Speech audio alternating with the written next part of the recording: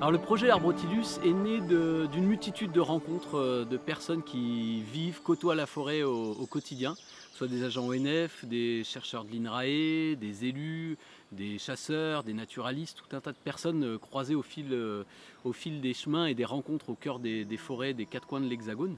Et dans toutes ces rencontres, on s'est rendu compte qu'il y avait beaucoup de questionnements, notamment ces 5 dernières années, autour de la situation forestière.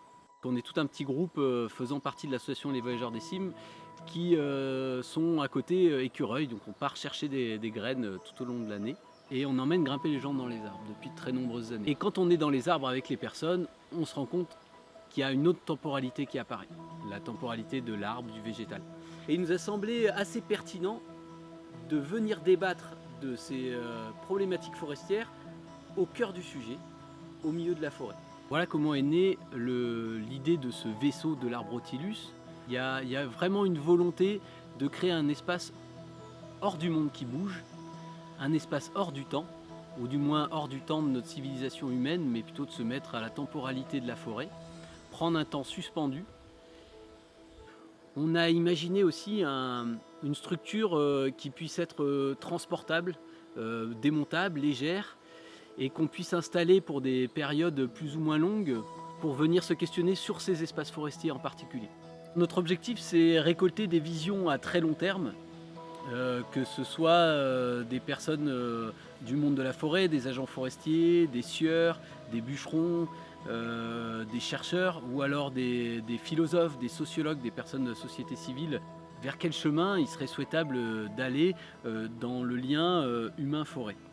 L'idée, c'est de créer des podcasts, des supports visuels, des petits ouvrages pour avoir de la matière à la décision, de la matière au débat, pour se dire ensemble au niveau de la société quel chemin on souhaite prendre pour demain. Et si on crée un vaisseau capable, comme le Nautilus de Jules Verne, de partir à la découverte d'un milieu et de rouvrir à cet émerveillement aussi de cet univers forestier et de venir titiller les imaginaires communs sur lesquels repose une bonne partie de nos imaginaires du XXe siècle en tout cas. Donc on a travaillé avec un cabinet qui s'appelle Selvao, spécialisé dans la construction de structures suspendues.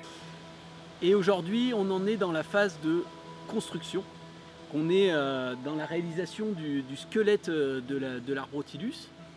Et pour cette phase-là, on a besoin de fonds supplémentaires pour pouvoir continuer de le construire et pouvoir créer aussi les aménagements intérieurs pour faire en sorte que cet habitable nomade puisse être le plus confortable possible.